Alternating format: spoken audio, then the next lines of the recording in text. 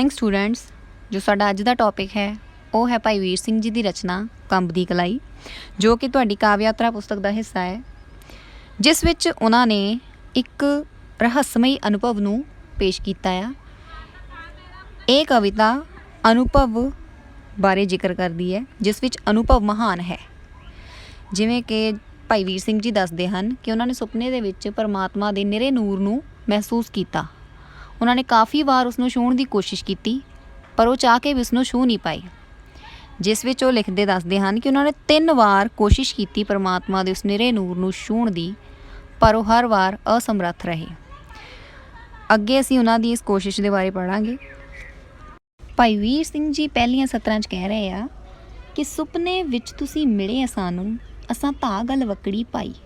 भाव के जदों सुपने विच उन्होंने परमात्मा दे प्रकाश नूं, नूर नूं अनुभव किया, अपनी अखां दे सामने उस प्रकाश नूं देखिया, तो उन्होंने की कोशिश की कि असां धा गल वकड़ी पाई। धा भाव के भज के दौड़ के उन्होंने उस प्रकाश नूं अपनी गल वकड़ी च भाव अपनी बाहां विच लैण दी कोशिश की, पर निरा नूर तुसीं हत्थ ना आए, साडी कंबदी रही कलाई।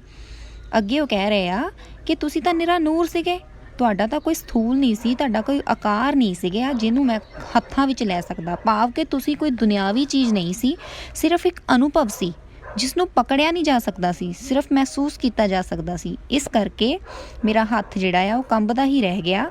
मैं तुहाडे प्रकाश नूं हत्थां विच नहीं लै सकिया, सिर्फ महसूस ही कर सकिया। अगलियां सतरां विच भाई वीर सिंह जी कहते हैं कि धा झरना ते शीश निवाया, साडे मत्थे छूह ना पाई। धा दा अर्थ है भज के, भाव के दौड़ के उन्होंने परमात्मा दे चरनां उत्ते अपने शीश नूं निभाउण दी कोशिश की, पर जिहड़े उन्हां दे चरण सी वो कोई स्थूल नहीं सीगे, वो निराकार सी, उन्हां दा कोई रूप नहीं सी, वो तो सिर्फ एक प्रकाश सी। ते मत्था जिहड़ा सी वो स्थूल सी, जिस करके वो परमात्मा दे चरनां दी छूह नूं प्राप्त नहीं कर सकिया।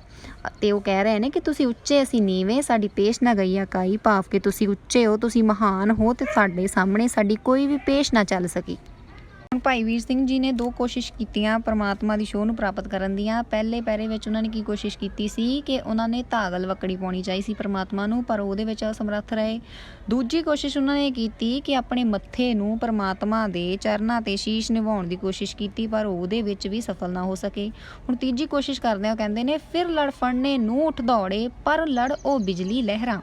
भाव कि जिहड़ा परमात्मा दा लड़ सी कपड़े दा, वो एक आम कपड़ा नहीं सी, वो बिजली दियां लहरां वांग सी।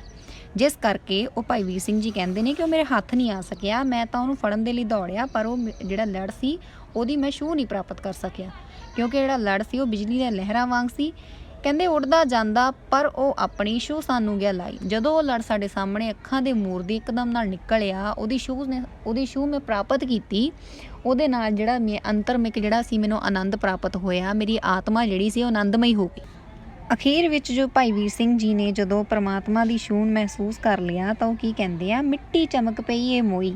इत्थे मिट्टी का अर्थ शरीर तो आ, कहते मिट्टी चमक पई ए मोई, जिहड़ा मेरा मुर्दा शरीर सी उहदे विच मैनूं एकदम शक्ति महसूस होई, ते तुसी लूआं विच लिशके। भाव के तुसी मेरे लूह दे विच रोम रोम दे विच समा गए। इस शक्ति नूं जिहड़ा मेरे रोम रोम ने महसूस किया। बिजली कूंद गई थर्रांदी, हुण चकाचूंद है छाई। अर्थ ये है कि जदों बिजली कूंद गई थर्रांदी, भाव कि जदों बिजली अखां दे मूहरों दी एकदम तेज़ी दे नाल निकलदी है, ज़्यादा रोशनी जदों अखां ते पैंदी है, भाव कि जदों परमात्मा दा प्रकाश सी उन्हां दी अखां दे अगे पिया, ते वो प्रकाश जदों अखां दे अगों दी निकल गया, तो उन्हां दे अखां दे अगे एकदम दे नाल हनेरा छा गया। जिहड़ी रोशनी सी वो जदों अखां दे अगों दी गुजर गई, अखां दे अगे हनेरा छा गया। इहो जी अवस्था भाई वीर सिंह जी दी हो जाती है। विच असीं ये कह सकते हैं कि भाई वीर सिंह जी द्वारा लिखी गई कविता कंब दी कलाई, जिस विच अनुभव महान आ, एक रहस्यमई रचना आ, जिस विच के अध्यात्मक गुण नूं महत्व दिता गया है। आशा करते हैं कि मेरे द्वारा की गई इस कविता की व्याख्या तुहानूं समझ आई होवेगी। Thank you.